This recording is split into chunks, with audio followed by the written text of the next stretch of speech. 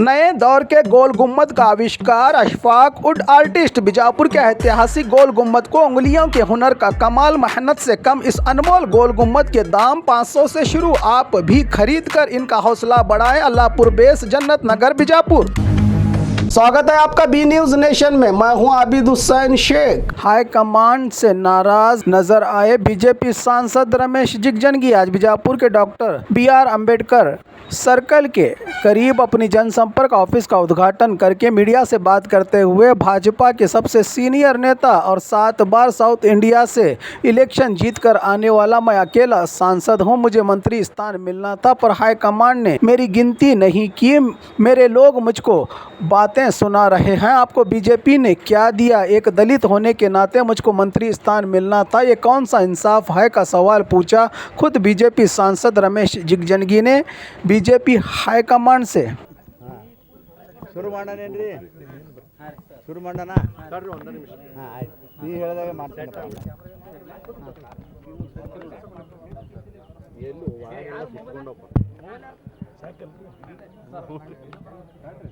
ಶುರು ಮಾಡಲಾ?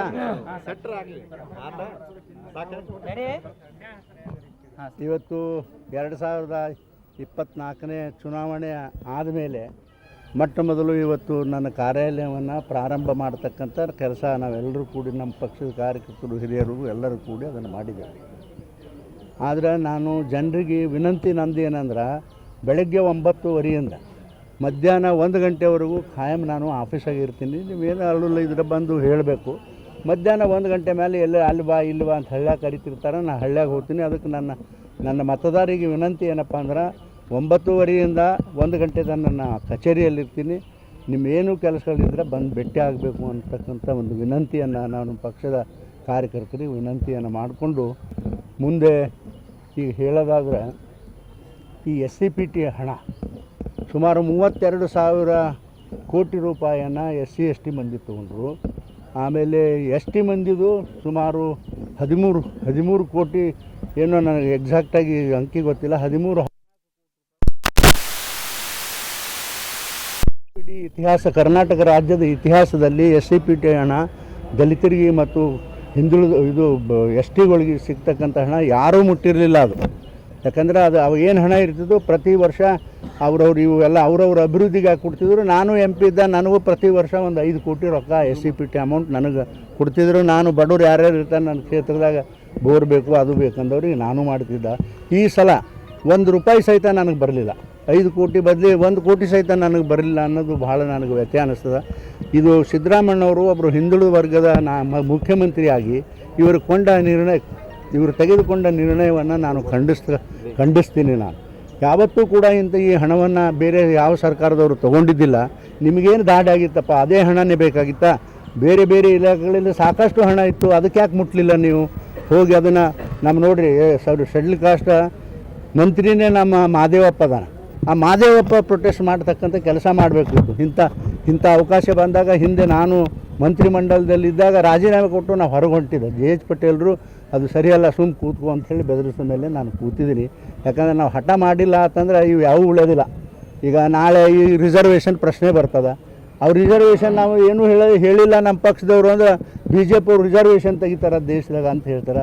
ಅದು ಅಂಥವೆಲ್ಲ ಸರಿಯಲ್ಲ ಅಂತಕ್ಕಂಥ ಮಾತುವನ್ನು ಈ ಸಂದರ್ಭದಲ್ಲಿ ನಾನು ಹೇಳಿ, ನಮ್ಮ ಸರ್ಕಾರದಲ್ಲಿ ಹಿಂದೆ ನೀವೆಲ್ಲರೂ ನೋಡಿದ್ದೀರಿ, ಸುಮಾರು ಸಾಕಷ್ಟು ಹಣವನ್ನು ನನ್ನ ಕ್ಷೇತ್ರಕ್ಕೆ ಮೋದಿಯವರ ಮಂತ್ರಿಮಂಡಲದ ಎಲ್ಲ ಸದಸ್ಯರುಗಳು ನಾನು ಏನು ಬೇಕು ಅಂತ ಕೇಳೀನಿ, ಎಲ್ಲವನ್ನು ಕೂಡ ಮಂಜೂರಾತಿ ಮಾಡ್ಯಾರ. ಇವತ್ತು ಆ ಗಣೇಶ್ ನಗರದೊಂದು ಅದು ಪೆಂಡಿಂಗ್ ಇತ್ತು, ಗಣೇಶ್ ನಗರದ್ದು. ನಾನು ದಿಲ್ಲಿಗೆ ನಿನ್ನೆ ಕೂಡ GM ಅವ್ರಿಗೆ ಫೋನ್ ಮಾಡಿ ಮಾತಾಡಿದ್ದೀನಿ.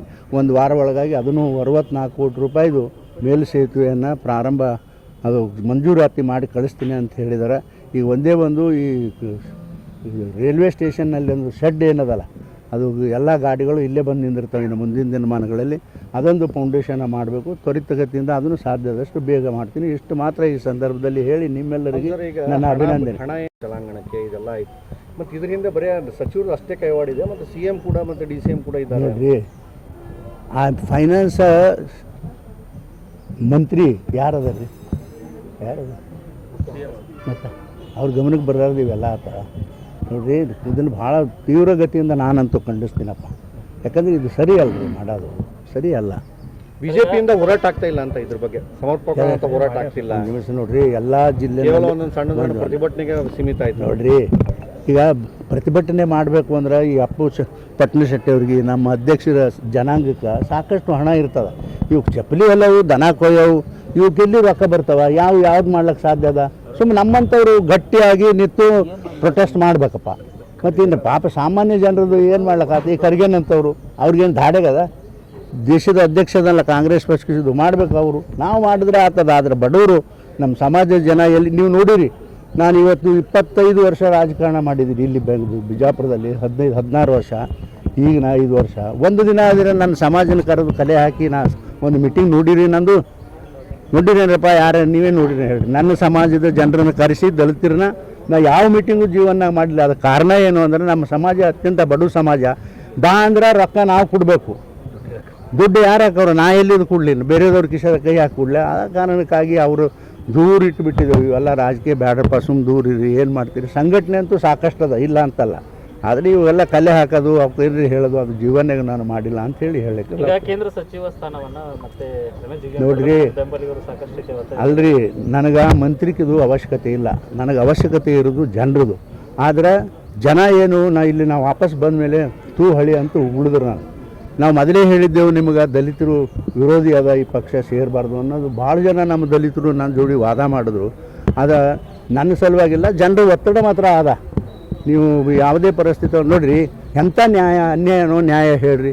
ಒಬ್ಬ ದಲಿತ ಮನುಷ್ಯ ಇಡೀ ಸೌತ್ ಇಂಡಿಯಾದಾಗ, ದಕ್ಷಿಣ ಭಾರತದಲ್ಲಿ ನಾನು ಒಬ್ಬನೇ ಗೆದ್ದು ಬಂದವ. 7 ಚುನಾವಣೆಯಲ್ಲಿ ಒಬ್ಬ ದಲಿತನಾಗಿ. ಎಲ್ಲ ಅಪರ ಕಾಸ್ಟ್ನವ್ರು ಆದ್ರಪ್ಪ. ಅಂದರೆ ಇವರೇನು ಈ ದಲಿತರೇನು ಭಾರತೀಯ ಜನತಾ ಪಕ್ಷಕ್ಕೆ ಸಪೋರ್ಟೇ ಮಾಡಿಲ್ಲ. ಅದಕ್ಕೆ ತುಂಬ ಅದ್ರ ಬಗ್ಗೆ ನನಗಂತೂ ಮನಸ್ಸಿಗೆ ನೋವಾದಪ್ಪ. ಇಷ್ಟು ಮಾತ್ರ ಹೇಳಬಲ್ಲೆ. ಅದು ಒಂದೇ ಹಗರಣ. ಇನ್ನು ಯಶಸ್ಸು ಬಿಚ್ಚಂದ್ರೆ ನಾವು ಕಾಂಗ್ರೆಸ್ನವರು ಅದಾವ್ರಿ. ಈಗ ಹೇಳೋಣ, ಪ್ರಸಂಗ ಬರಲ್ಲ ಹೇಳ್ತು. ಅದು ನೋಡಿರಿ, ಸಿದ್ದರಾಮಣ್ಣಂದು ಅದು ನನಗೇನದ ಗೊತ್ತಿಲ್ಲ. ನನಗದು ಯಾವ ರೆಕಾರ್ಡು ಏನೋ ನೋಡಿಲ್ಲ. ಜಸ್ಟ್ ಪತ್ರಿಕೆಯಲ್ಲಿ ನಾ ಮಾದೇವಪ್ಪ ಹೇಳಿದ ಒಂದು ಸ್ಟೇಟ್ಮೆಂಟ್ ನೋಡಿದ್ದೀನಿ. ಇದ್ರ ಲ್ಯಾಂಡ್ ಅಲ್ಲ, ಇದು ಏನೇನು ಹೇಳ್ತಾರೆ ಅವರು, ಏನ್ರಿ. ಅದನ್ನು ಇನ್ನೂ ನಿನ್ನೆ ಒಂದು ವಿಷಯ ನನಗೆ ರಾತ್ರಿ ಗೊತ್ತಾಗ್ಯದ. ಸನ್ಮಾನ್ಯ ದೇಶದ ಪ್ರಧಾನಮಂತ್ರಿ ಕಾಂಗ್ರೆಸ್ ಅಧ್ಯಕ್ಷ ಖರ್ಗೆ ಅವ್ರ ಮೇಲೆ ಒಂದು ಗ್ರೇಟ್ ಅಪವಾದನೆ ಬಂದದ. ಇದು ನನಗಂತೂ ಗೊತ್ತಿಲ್ಲ, ನಾನು ರೆಕಾರ್ಡ್ ನೋಡಿಲ್ಲ. ಎಲ್ಲೋ ಒಂದು ಲ್ಯಾಂಡ್ ಅಲೌಟ್ ಆಗ್ಯದ ಅಂತ ಅವ್ರಿಗೆ, 60 ಎಕರೆ. ಎಲ್ಲಪ್ಪ ಅಂದರೆ ಶಿವಮೊಗ್ಗ ಜಿಲ್ಲೆನಲ್ಲಿ ಆಗ್ಯದ ಅಂತ ಹೇಳ್ತಾರೆ. ಅದು ಕೋರ್ಟಲ್ಲಿ ಸುದ್ದ ಅದ್ರ ಅಡ್ವರ್ಸ್ ಆಗ್ಯದಂತೂ ಹೇಳ್ತಾರೆ. ನನ್ನ ಹತ್ರ ಅದು ಪೇಪರ್ಗಳಿಲ್ಲ. ಅದು ಆಗಬಾರ್ದಿತ್ತು. ನೋಡಿ, ಡಿಟೇಲ್ ಆಗಿ ನೋಡಿ. ನಾ ಹೇಳಿಲ್ಲ ಅಂದರೂ ನಮ್ಮ ಪಕ್ಷದ ಅಧ್ಯಕ್ಷರು, ಕಾರ್ಯಕರ್ತರು ಆ ವಿಷಯದ ಬಗ್ಗೆ ಪ್ರಸ್ತಾಪ ಮಾಡ್ತಾರೆ. ಅವೆಲ್ಲ ಪೇಪರ್ಸ್ಗಳನ್ನು ನಮ್ಮ ಪಕ್ಷದವ್ರಿಗೆ ಕೊಡ್ತೀನಿ. ಕಾಂಗ್ರೆಸ್ಸು ಅಧಿಕಾರದಲ್ಲಿ ಇಲ್ಲಿ ರಾಜ್ಯದಲ್ಲಿ ಬಂದ ತಡನೇ ಹಗರಣಗಳಿಗೆ ಶುರುಮಾಲನೆ ಶುರುವಾಯ್ತಲ್ಲ ಅಲ್ರಿ. ಅದನ್ನು ನೀವು ಜನ ಯೋಚನೆ ಮಾಡಬೇಕು. ಎಂದಾದರೂ ನೀವು ನೋಡಿರಿ. ಈಗ ನೋಡಿರಿ, 10 ವರ್ಷ ಆಯಿತು ಕೇಂದ್ರ ಸರ್ಕಾರದಲ್ಲಿ ಮೋದಿಯವರು ಭಾರತೀಯ ಜನತಾ ಪಕ್ಷ ಸರ್ಕಾರ ನಡೆಸೋರು. ನೀವು ಒಂದು ಇನ್ಸಿಡೆಂಟ್ ಕೇಳಿರ? ಇವ್ರದ್ದು ಹುಟ್ಟು ಜನ್ಮದ.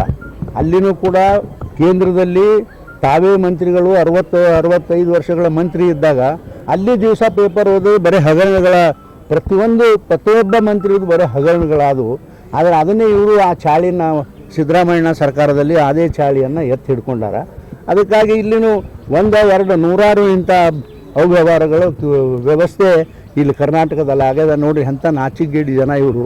ಇವತ್ತು ನೋಡಿರಿ, 1 ವರ್ಷ ಆದರೂ ಒಂದು ಅಭಿವೃದ್ಧಿ ಕೆಲಸಗಳು ಕೂಡ ಇಲ್ಲ. ಇದು ನಾಚಿಕೆ ಬರೋದಿಲ್ಲೇನ್ರಿ ಅವ್ರಿಗೆ? ಹೇಳ್ರಿ ನೋಡೋಣ. ಎಲ್ಲ ರೊಕ್ಕ ಒಯ್ದು ಗ್ಯಾರಂಟಿಗೆ ಹಾಕಿದ್ರಿ. ಅಲ್ಲ, ನಿಮ್ಗೆ ತಾಕತ್ತಿಲ್ಲ ಅದ್ರ ಕೊಡೋದಂದ್ರೆ ಗ್ಯಾರಂಟಿ ಈ ಹೊಲೆಯ ಮೇಲೆ ಮಾದ್ರ ಮೇಲೆ ಇರ್ತದೆ. ದಲಿತರ ರೊಕ್ಕ ಸಹಿತ ನುಂಗಿ ಕೂತಿರಪ್ಪ 1 ವರ್ಷದಿಂದ. ಏನೂ ಅಭಿವೃದ್ಧಿ ಇಲ್ಲ. ಅವಕ್ಕೆ ಬೋರ್ ಎತ್ತು ಬರ್ತಾವೆ, ಬಾವಿ ಎತ್ತು ಬರ್ತಾವೆ, ನಮ್ಮ ಹತ್ರ ಚಿಂತೆ ಮಾಡ್ತಾರೆ. ಆದರೆ ಅದಕ್ಕೂ ಸಹಿತ ಕತ್ತರಿ ಹಾಕಿದ್ರಲ್ಲ ಅಂತ ಹೇಳಿ ನಾನು ಈ ಸರ್ಕಾರ ಕತ್ತರಿ ಹಾಕಿದ್ರು ಅಂತ ನಾನು ಹೇಳಲಿಕ್ಕೆ ಬಯಸ್ತೀನಿ. ಅಪ್ಪ, ವಿಮಾನ ನಿಲ್ದಾಣ 99% ಎಲ್ಲ ಕಂಪ್ಲೀಟ್ ಕೆಲಸ ಮುಗಿದದ. ಈಗ ನಿಂತಿದ್ದೆಲ್ಲ ಫೈರ್ ಫೈಟರ್ ಸಲುವಾಗಿ. ಆ ಫೈರ್ ಫೈಟರ್ ಬರೋದು ಬೇರೆ ಕಂಟ್ರಿಯಿಂದ ಬರ್ತದೆ. ಅದು ಬಂದ ಮೇಲೆ ತಕ್ಷಣ ಯಾವುದೂ ತಡವಾದರೆ ನಮ್ಮ ಮಂತ್ರಿಗಳು ಮೊನ್ನೆ ಬರೋ ನಮ್ಮ ವೆಂಕಯ್ಯ ನಾಯ್ಡು ಅದನ ಅವ್ರ ತಂದೆ ನಾನು ಭಾಳ ಸ್ನೇಹಿತ. ಅವ್ರಿಗೆ ಹೇಳಿ ಬಂದೀನಿ, ಇಲ್ಲ ಅದನ್ನು ನಾವು ಜಲ್ದಿ ಬಂದು ಓಪನ್ ಮಾಡ್ತೀನಿ ಅಂತ ಹೇಳ. ನಮಸ್ಕಾರ ಎಲ್ಲರಿಗೂ. और खबरों के लिए देखते रहिए बी न्यूज़ नेशन।